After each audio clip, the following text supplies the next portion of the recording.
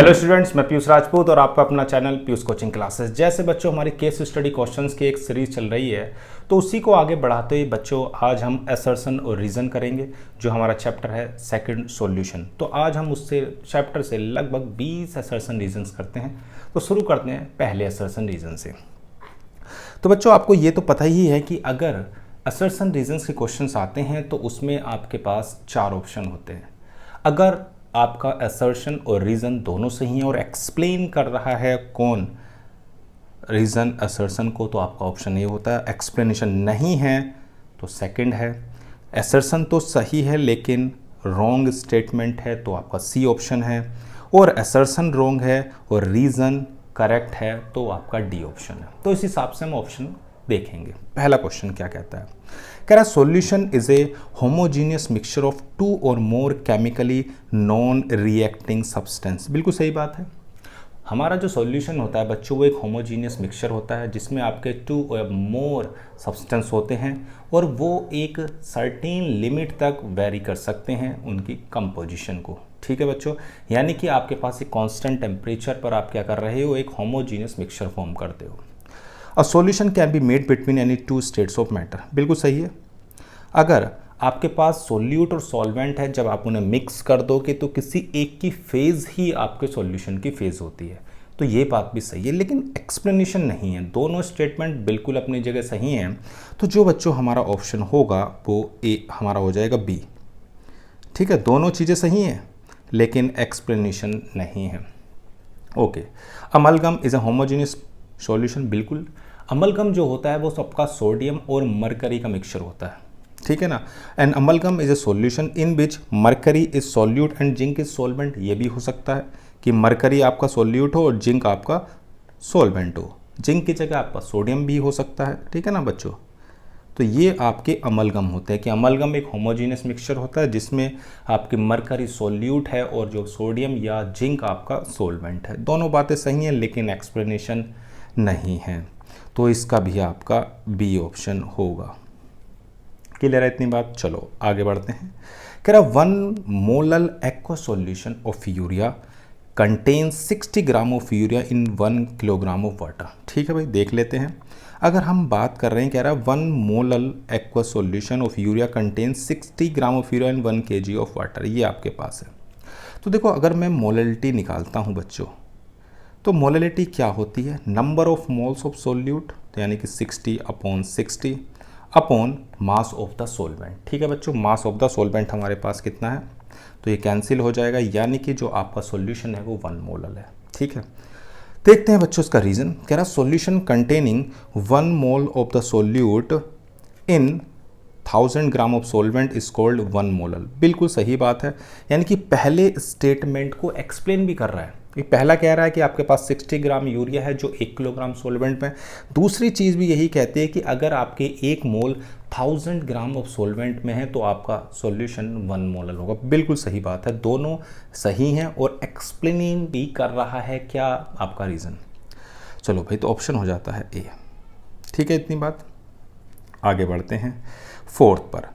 क्या कह रहा है, the molality of the solution does not change with temperature. Okay, molality बच्चों देखो, जो मोललिटी है बच्चों वो आपकी वॉल्यूम डिपेंडेंट नहीं है। किस क्या नहीं है, वॉल्यूम। मोललिटी में कहीं पर भी आपको वॉल्यूम नहीं आएगा। जब वॉल्यूम नहीं आएगा तो वो टेम्परेचर पर भी डिपेंड नहीं करेगी। ठीक है, बात सही है। And molality is express in units of moles per 1000 gram of solvent. बिल्कुल बात सही है, यानी कि जो मोललिटी होती है उसमें आपका moles of solute 1000 gram of solvent में होता है। दोनों बातें सही हैं लेकिन एक्सप्लेनेशन नहीं है। मोललिटी टेम्परेचर पर डिपेंड नहीं करती और मोललिटी आपकी बच्चों ये होती है कि कितनी मोल्स ऑफ सोल्यूट आपकी कितने 1000 ग्राम ऑफ सॉल्वेंट में प्रेजेंट है। ठीक है इतनी बात। तो ऑप्शन आपका कितना हो गया बच्चों, बी, क्योंकि एक्सप्लेनेशन नहीं है। आगे बढ़ते हैं। Dilute solution of benzene and टॉलिन is ideal solution. देखो बच्चों, ये जो आपको दोनों दिखाई दे रहे हैं, कौन, बेंजीन एंड टॉलिन। पहले मैं आपको बता दूं कि आइडियल सॉल्यूशन क्या है। तो बच्चों, आइडियल सॉल्यूशन आपके होते हैं ऐसे सॉल्यूशन जो राउल्ट्स लॉ को फॉलो करें और जिन्हें मिक्स करने पर उनके इंटरैक्शंस में कोई चेंजेस ना हो, यानी कि जो भी वेपर प्रेशर है वो वेपर प्रेशर राउल्ट्स लॉ से जो वेपर प्रेशर आ रहा बिल्कुल वही हो, यानी वेपर प्रेशर में चेंजेस नहीं, इंटरैक्शन में चेंजेस नहीं। डेल्टा एच जो आपकी मिक्सिंग है वो आपकी जीरो हो, डेल्टा वी मिक्सिंग जो है वो भी आपकी जीरो, तो आपका सॉल्यूशन आइडियल होता है। अब क्या कहता है, benzene and toluene form H bonding, ये बात बिल्कुल गलत है। यानी कि जब बेंजीन और टोल्यूइन आइडियल सॉल्यूशन बना रहे हैं तो हाइड्रोजन बॉन्डिंग कैसे बना सकते हैं, तो इसका मतलब आपका असर्शन तो सही है लेकिन रीज़न गलत है, तो ऑप्शन हो जाता है बच्चों सी। सही है इतनी बात? ओके, चलो आगे बढ़ते हैं। कह रहा pressure exerted by the vapour in equilibrium with a liquid at A given temperature is called is vapour pressure. बिल्कुल सही बात है। अगर आपके पास कोई भी लिक्विड है, आपने इसे क्लोज कंटेनर में किया हुआ है, किसी भी टेम्परेचर पर बच्चों उसमें कुछ ना कुछ तो वेपर्स बनते हैं ना, तो वो वेपर्स उस टेम्परेचर पर जो भी प्रेशर एक्सर्ट कर रहे हैं किन डायनेमिक इक्विलिब्रियम, डायनेमिक मतलब कुछ चीज़ तो ऐसी होगी जो बच्चों उस में आपकी क्या हो रही होगी, कंडेंस और रेट ऑफ इवेपरेशन, यानी कुछ क्या हो रहे होंगे, इवेपरेशन हो रहा होगा, यानी कि rate of evaporation, rate of evaporation किसके इक्वल होना चाहिए, रेट ऑफ कंडेंसेशन के। अगर ऐसा है तो आपका जो भी प्रेशर एक्सर्ट हो रहा है वो प्रेशर बच्चों आपका क्या होता है, वेपर प्रेशर होता है। ठीक है इतनी बात? ओके। अब आते हैं, if a non volatile solute is added to the solvent to given solution the vapour pressure solution found to be greater than, ये बात बिल्कुल गलत है। जो उसका सॉल्यूशन है वो ज़्यादा नहीं, नॉन वोलेटाइल सॉल्यूट अगर आप कभी भी सॉल्यूशन में मिलाओगे तो वो उसके वेपर प्रेशर को हमेशा कम करेगा, बढ़ाएगा नहीं, क्योंकि वो खुद ही कैसा है, नॉन वोलेटाइल है। यानी किसी भी नॉन वोलेटाइल सॉल्यूट को अगर हम मिला रहे हैं सॉल्वेंट में तो वो उसके वेपर प्रेशर में हमेशा कमी करेगा।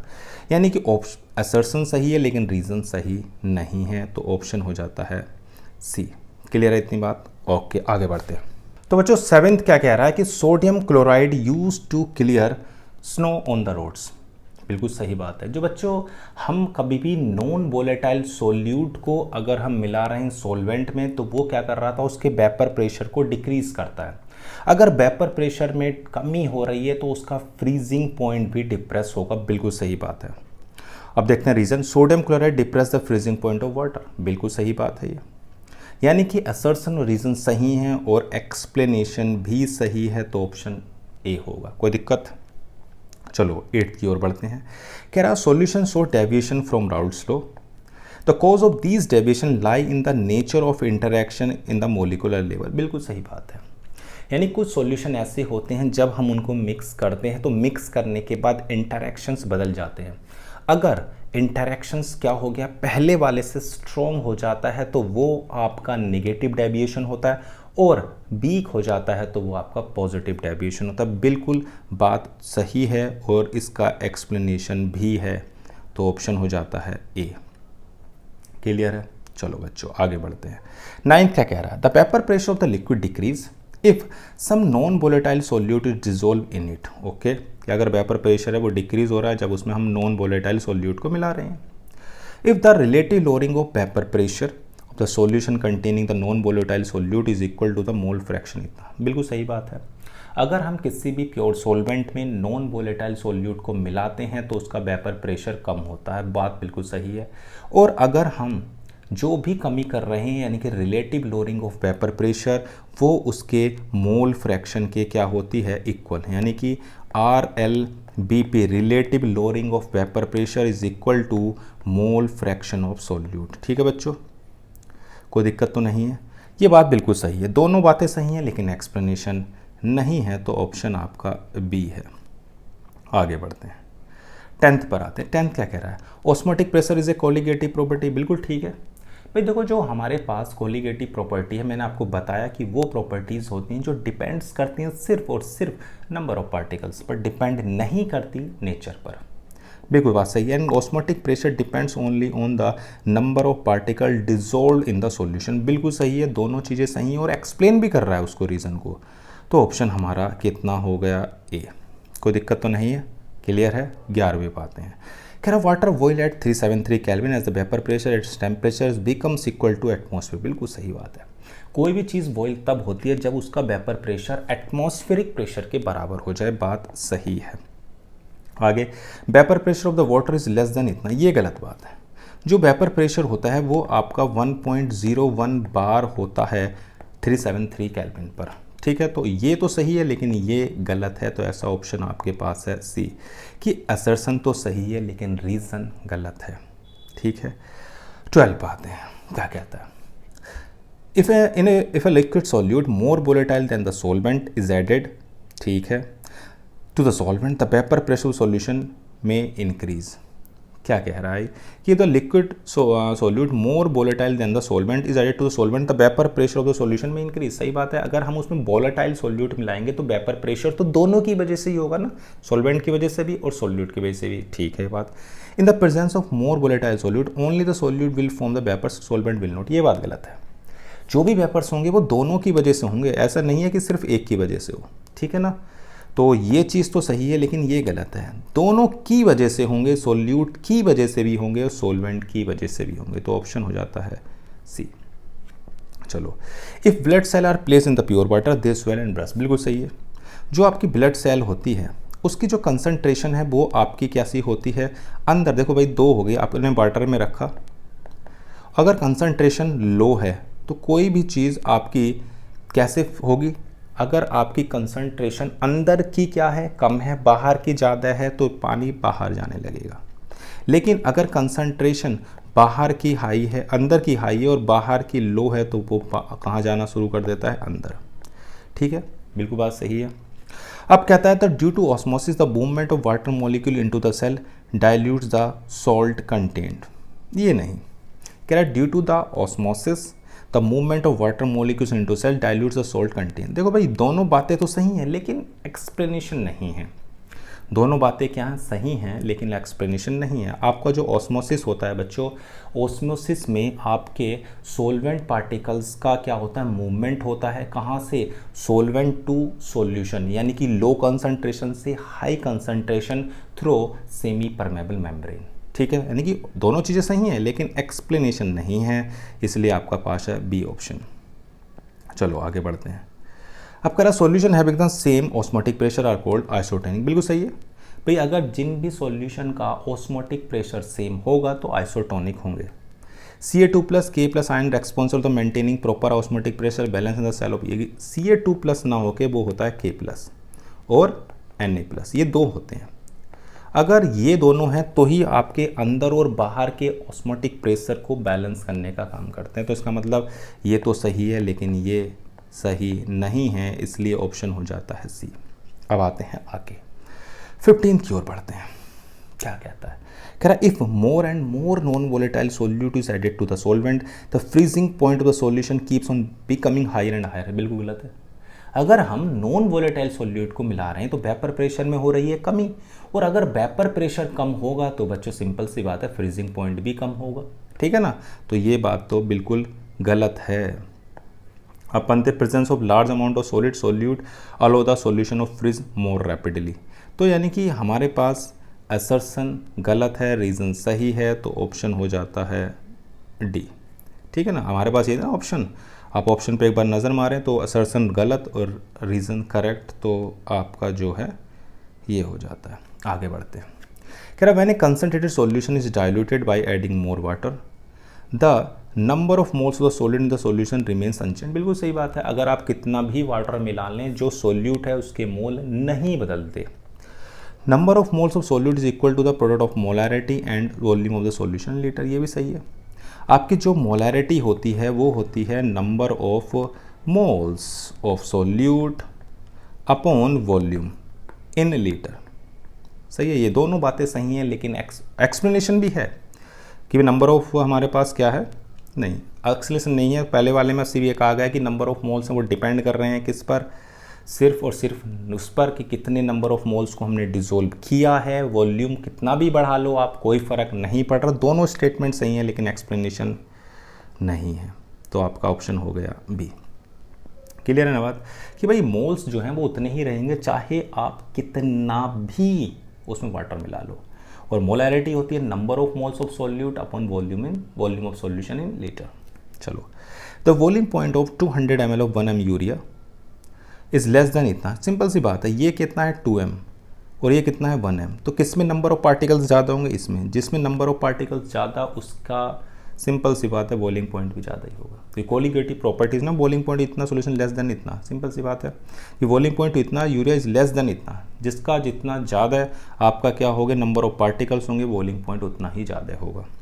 Elevation of boiling point is directly proportional to number of species present in the solution. ये भी सही है, दोनों बातें बिल्कुल सही हैं और एक्सप्लेन भी करती हैं कि जिसमें जितने ज़्यादा नंबर ऑफ पार्टिकल्स होंगे वो उतना ही ज़्यादा क्या होगा बच्चों, क्या होगा, एलिवेशन इन बॉइलिंग पॉइंट होगा। ठीक है, चलो आगे बढ़ते हैं। क्या कहता है, elevation in boiling point and depression in freezing point are colligative properties. बिल्कुल सही है। All colligative property are used for calculation of molecular mass. देखो ये गलत है।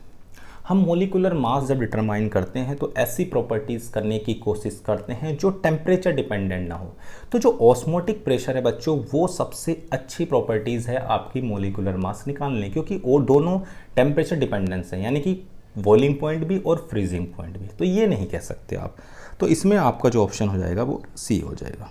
पहला तो सही है लेकिन दूसरा सही नहीं है। Reverse osmosis use to desalination of the sea water, सही है। When pressure is more than the osmotic pressure is applied, pure water is squeezed out of sea water through the membrane। बिल्कुल सही है।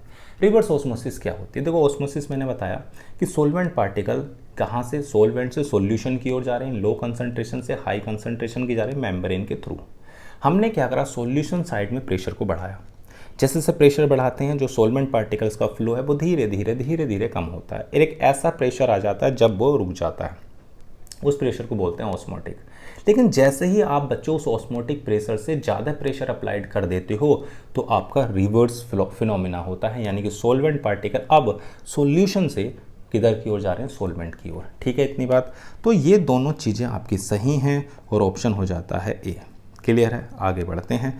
Camphor is use as a solvent in determination of molecular mass of naphthalene anthesis. बिल्कुल ठीक है, molecular mass निकालने में आता है। Camphor is a higher molal elevation constant, नहीं ये गलत है। कैम्फर जो उसका हाइयर मोलल एलिवेशन कांस्टेंट नहीं होता, उसका फ्रीजिंग क्या होता है, पॉइंट होता है, ये गलत है। ठीक है, तो यानी कि आपका ये सही है लेकिन ये गलत है, तो आपका ऑप्शन हो जाएगा सी। तो क्लियर होगी बात। तो इस पूरे चैप्टर में हमने कोलिगेटिव प्रॉपर्टीज़ और relative lowering of vapour pressures और हमने कोलिगेटिव प्रॉपर्टीज़ देख ली, राउल्ट्स लॉ देख लिया, और इन सभी के ऊपर इस असर्शन रीजन जो हमारे 20 के हमने कंप्लीट कर लिया। और बच्चों आपको समझ में भी आ गया होगा। और आपको कोई भी आपको सुझाव देना है, एडवाइस देनी है तो आप कमेंट में लिखना ना भूलें। और आपको वीडियो अच्छी लगी है तो प्लीज़ लाइक ज़रूर करें, शेयर ज़रूर करें। Thank you.